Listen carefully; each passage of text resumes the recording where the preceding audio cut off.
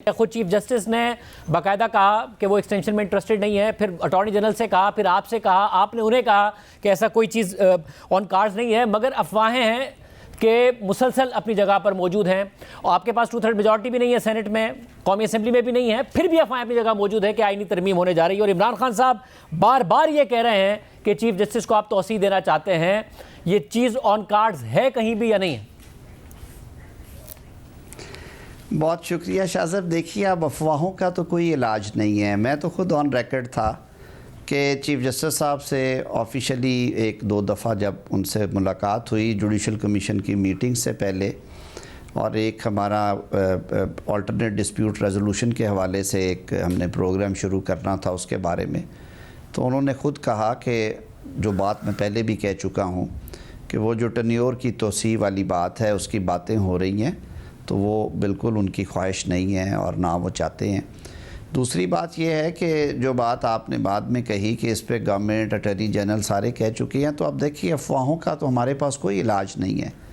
मगर अगली बात साहब एक मसला ये उस वक्त हुआ जब आपने कहा कि जुडिशल पैकेज आएगा, अब आपके पास 2/3 मेजॉरिटी नहीं थी, उसके बावजूद जब आपने कहा तो इससे इतनी अफवाहें जन्म लेने लगी कि जो चीफ जस्टिस की अपनी लेगेसी है, वो जो डिसीजन देते हैं, जो बेंच बनाते हैं, उनके ऊपर ये बात शुरू हो जाती है। हालांकि वो खुद कह चुके कि वो एक्सटेंशन में इंटरेस्टेड नहीं है, आपसे भी कह चुके, मीडिया पर भी खबर आ चुकी, उनकी एक एक चीज़ इस पैराए में देखी जाती है। तो जब जुडिशल पैकेज लाते कैसे, आप कैसे आईनी तरमीम करते जब था ही नहीं आपके पास 2/3 मेजॉरिटी? शाहज़ब देखिए, जिस वक्त बात हुकूमत जब आई है, बिल्कुल हमारे पास मेजॉरिटी थी और पूरे मुल्क ने ये देखा कि किस तरह से अदालती फ़ैसलों के ज़रिए से पार्लिमान की जो अददी क़ुव्वत है या अददी जो उसकी अक्सरियत है उसको तब्दील किया जाता है। बिल्कुल 2/3 की मेजॉरिटी थी उस वक्त हुकूमत के पास, और सिर्फ पेशावर के सेनेट के इलेक्शंस जो थे वो दानिस्ता तौर पे डिले किए जा रहे थे, वहाँ पे मेंबर्स को ओथ नहीं दिया गया। आज ये फ्लोर ऑफ हाउस पे भी बात हुई। अगर हमने ये चोरी छुपे करना होता तो हम उस वक्त ये कर सकते थे, अचानक लेके आते और उसको पास करा लेते। लेकिन जैसे मैंने कहा कि ये हुकूमत इत्तेहादी जमातों को हमेशा ऑन बोर्ड करके और स्टेक होल्डर्स को ऑन बोर्ड करके कावानीन में तरमीम की कायल है। अब अपोजिशन अगर अपने ज़ाती अंदरूनी मसाइल से तवज्जो हटाने के लिए या कुछ और अल्टीरियर मोटिव्स की वजह से ये कहना शुरू कर दें कि ये हो रहा है, ये हो रहा है, ये हो रहा है, और फिर उस पर एक ख़बरों का सिलसिला शुरू हो जाए, ये भी तकलीफ़ दे बात है। बात हुई जॉइंट सिटिंग की कि जॉइंट सिटिंग अभी कॉल नहीं हुई, लेकिन एक तजवीज़ है कि हमने करनी है, इस हफ़्ते में करें या अगले हफ़्ते में करें, क्योंकि कुछ पेंडिंग बिज़नेस है जो कि जॉइंट सिटिंग में पड़ा है। और जिस तरह कौमी असम्बली और सैनेट को पाबंद किया गया है आइन में और फिर रूल्स ऑफ बिजनेसेस में कि उन्होंने मिनिमम इतने दिन मीट करना है, जो बिज़नेस जॉइंट सिटिंग का है वो भी उसकी जॉइंट सिटिंग बुलाना गवर्नमेंट की मजबूरी है ताकि वो बिज़नेस निकल सके, लेजिस्लेटिव बिज़नेस। जॉइंट सिटिंग में आईनी स्कीम के मुताबिक कोई कानून असर नौ वहाँ पे मुतारफ़ नहीं हो सकता। वो कवानीन हैं नंबर 1 जिनको सदर मुमलिकत मैसेज लगा के भेजते हैं, यानी कि वो पार्लिमान का हिस्सा हैं सदर मुमलिकत।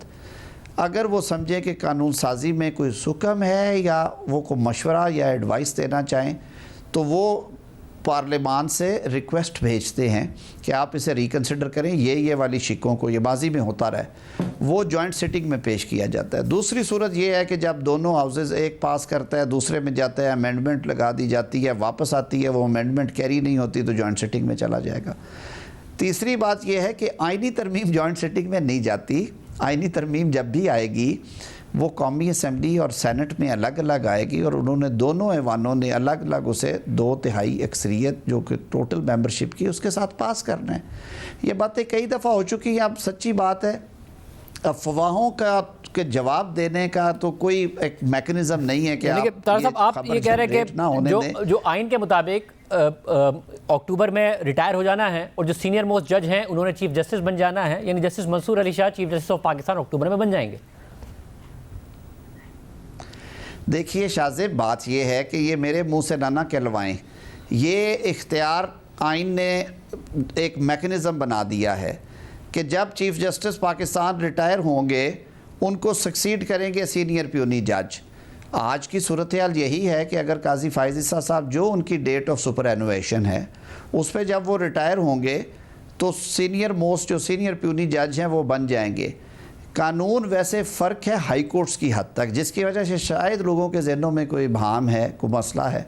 हाई कोर्ट्स में ज़ाहिर है सीनियरिटी जो है वो नहीं है, और इसी वजह से आपने माजी में भी देखा, माजी करीब में ये हुआ कि लाहौर में जो अपॉइंटमेंट हुई है वो सीनियरिटी से हट के हुई, वो फिटनेस के ऊपर हुई। जुडिशल कमीशन ने डिबेट किया अंदर बैठ के और उन्होंने अक्सरियत राय के साथ जो जस्टिस आलिया नीलम है उन्हें अपॉइंट कर दिया chief justice Lahore high court.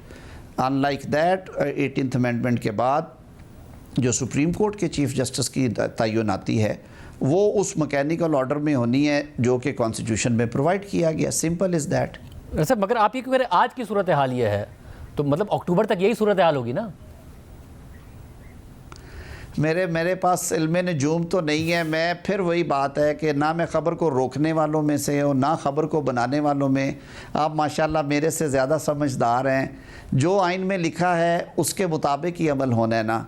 आइन अगर कहता है कि चीफ़ जस्टिस पाकिस्तान की रिटायरमेंट पे जो senior most next in number होगा वो चीफ़ जस्टिस बनेगा, तो इंशाअल्लाह अज़ीज़ आइन के लिखे हुए के मुताबिक उस वक्त होगा।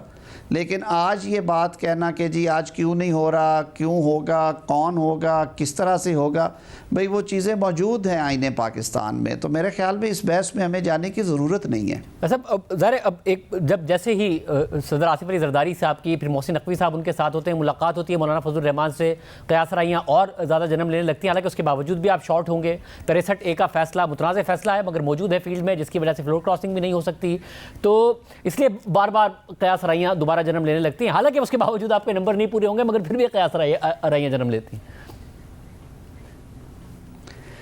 वो कहते हैं ना कि पंजाबी मुहावरे हैं कि मुख्तलिफ हैं। कई वो कहते हैं कि अभी गांव आबाद नहीं हुआ और डकैत पहले आ गए हैं। कोई कहते हैं जिस गांव जाना नहीं उसका रास्ता क्यों पूछे। ये कहावतें हैं इस तरह की। बात ये है शाहजेब साहब, आपने खुद ही सारे सवालों का जवाब दे दिया। अब क्या सराइयों का तो कोई हल नहीं है। मेरे ख्याल में जब थोड़ी सी मार्केट में खबरें कम पड़ती हैं तो फिर इस तरह की खबरें ज़्यादा जन्म लेती हैं। मगर क्या ये खबर भी ठीक है कि पार्लियामान के ना सिर्फ मौजूदा चीफ जस्टिस ने आप लोगों को इख्तियार है आइन में तरमीम करने का। मेरी आज अपोजिशन से बात हुई बिजनेस एडवाइजरी के बाद एक दो इश्यूज़ के ऊपर, उधर से भी ये बात थी कि हाँ कुछ चीज़ें हैं, आम आदमी का तक इंसाफ की रसाई में बहुत सारी रुकावटें हैं। हमने मॉडर्न टाइम्स की रिक्वायरमेंट्स के मुताबिक लेजिस्लेशंस जो हैं वो नहीं कर पाए ओवर द ईयर्स, जिसकी वजह से बैकलॉग्स हैं हमारे। जैसे मैंने कहा था कि जो जजेस की वर्किंग है सुपीरियर कोर्ट्स में उसमें बड़ी तफावत है। एक ही अदालत के एक ही कॉरिडोर में 2 कोर्ट रूम्स हैं। एक जज साहब 2 या 3 मुकदमात से आगे नहीं जाते, दूसरे जज साहब जो हैं वो अपना काम से इंसाफ करते हैं, वो 12-13 मुकदमे डिसाइड करके उठते हैं। तो क्या जो आपका कोड ऑफ कंडक्ट है उनमें ये इनएफिशिएंसी ग्राउंड नहीं होनी चाहिए?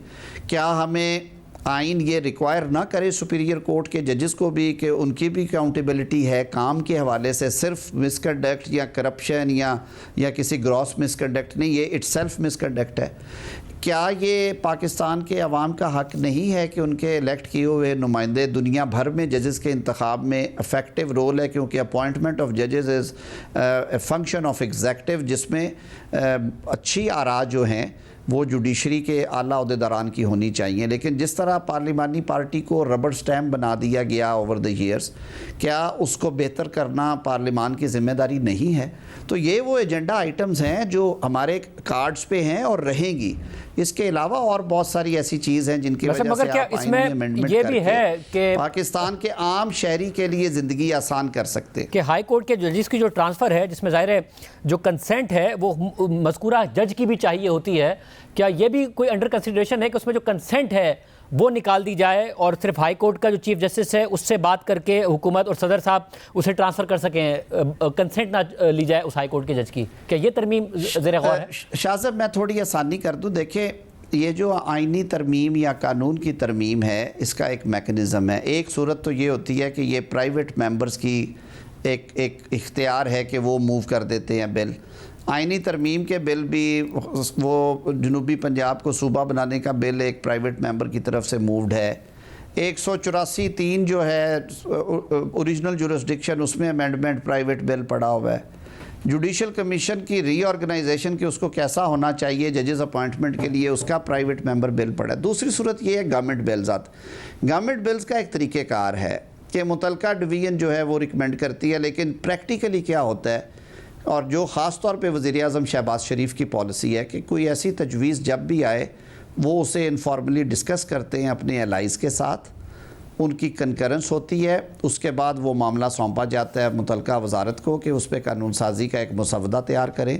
वो मुसवदा आता है इन प्रिंसिपल अप्रूवल के लिए कैबिनेट में उस मुसवदे की मंजूरी होती है। कैबिनेट की ये मर्ज़ी है कि वो वहीं पे मंजूर कर दे, या एक cabinet committee for legislative cases है वो बनाई गई है रूल्स ऑफ बिज़नेस के तहत, उस कमेटी को भेज दिया जाता है जिसमें मैं बैठता हूँ, कुछ और वज़रा हैं, हम उसमें को अगर कोई कमी बेशी हो वो पूरी करके ले आते हैं, और काबीना अप्रूवल जो है उसके बाद वो मुसवदा कौमी असम्बली या सेनेट में पेश कर दिया जाता है। तो भाई जो भी होना है इस सारे मुशावरती अमल के बाद, और एक प्रोसेस है उसके बाद होना है।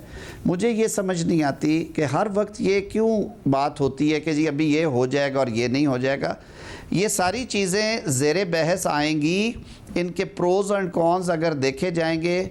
अगर इस पे अददी नंबर हुकूमत और अपोजिशन के इकट्ठा होने से पूरा होता है, इत्तेहादी जमातों के इकट्ठे होने से पूरा होता है। जब भी ये स्टेज आनी है इस मुल्क में बसने वाले लोगों की बेहतरी के लिए, कवानीन में तरामीम जहाँ पे नागुज़ीर नज़र आएँ या ये लगे कि ये बेनिफिशियल लेजिस्लेशन होगी, वो ज़रूर होनी चाहिए।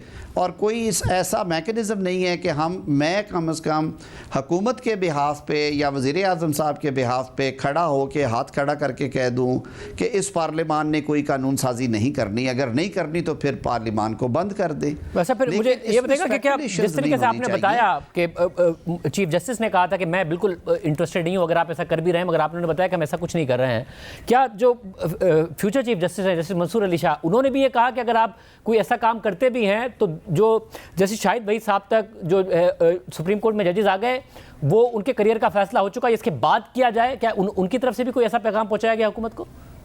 जो आइनी पैकेज की हमने बात की थी, मुझे उसकी बाबत हुकूमत की भी ये हदायत थी कि आप ऑन बोर्ड रखेंगे चीफ जस्टिस साहब को, और उनके मुशावरत के अगर आम आदमी तक इंसाफ की फराहमी को आसान कैसे बनाया जा सकता है उसमें पूछे कि उनकी आरा क्या हैं, कि उनको क्या डिफ़िकल्टीज़ फ़ील होती हैं। तो उस हवाले से ज़िक्र जब हुआ तो उन्होंने कहा कि अगर ऐसी कोई है तो वो नहीं है इंटरेस्टेड, और मोर ओवर उन्होंने कहा कि ये जो आप जुडिशल कमीशन को बेहतर बनाना चाह रहे हैं या 209 में कोई बेहतरी लाना चाहते हैं या जो भी कोई और काम करना है तो आप प्यूनी जज से भी ज़रूर बात कीजिएगा। उसी दिन मेरी मीटिंग थी उनसे, मैं और अटर्नी जनरल थे, तो उनके भी गोश गुजार किया। उन्होंने कहा कि ये पार्लियामान का, उन्होंने बड़ी कैंडिडली कहा, उन्होंने कहा ये पार्लियामेंट का इख्तियार है, तो ये पार्लियामेंट जो करेगी वो अगर कानून और आइन के दायरे में है और अगर वो कानूनी और आइनी तौर पे दुरुस्त है तो वो पार्लियामान ज़रूर करे, हमसे पूछने की ज़रूरत नहीं है। और उन्होंने बज़ाहिर किसी एतराज़ का इजहार नहीं था किया। ये बातें अब कुछ ऐसी होती हैं जो वर्ड टू वर्ड नहीं बयान की जा सकती, कुछ हिफ्ज़ मरातब होता है, कुछ मेरे ख़्याल में जो एक कॉन्फिडेंशियलिटी होती है कन्वर्सेशन की वो भी है, लेकिन ये क्योंकि पब्लिक डोमेन की चीज़ें हैं, अटॉर्नी जनरल साहब भी वहाँ पे बैठे हुए थे, तो इतनी बात उन्होंने ज़रूर की जिसका मैं पहले भी इजहार कर चुका हूँ। साहब एक बात और इमरान खान साहब ने कही कि आप सीनियरिटी मुतासिर करना चाहते हैं आइन बदल के बजाय इसके कि सीनियर मोस्ट बने, आइन इस तरीके से बदल दिया जाए कि फिर कोई टॉप 5 में से कोई बन जाए जिस तरीके से आर्मी चीफ की तैनाती होती है।